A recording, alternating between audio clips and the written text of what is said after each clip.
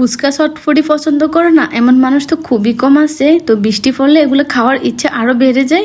বেশ কিছুদিন ধরে এত বৃষ্টি ছিল, বাইরে গিয়ে খাওয়া কোনোভাবেই সম্ভব ছিল না। তো বাসায় বানিয়ে নিলাম খুব সহজে পানিপুরি।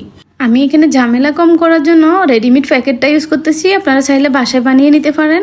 আমার মতে ফুচকার চাইতে পানিপুরিটা বেশি মজা লাগে যখন পানিপুরির পানিটা একদম ঠান্ডা হয়। আর এইদিকে আমি ফুচকাগুলো ভাজতেছি, ফুচকাগুলো ফুলে ডাবল হয়ে গেছে পুরো। আর অন্য পাশে আমি একটা আলুর ভর্তা বানিয়ে নিছি, সেটা আর দেখাইলাম না। আর এখানে একটা গ্রিন পেস্ট বানাইছি, এটা হচ্ছে ধনিয়া পাতা, পুদিনা পাতা আর একটা রসুনের কোষ আর ছোট এক টুকরা আদা কুচি।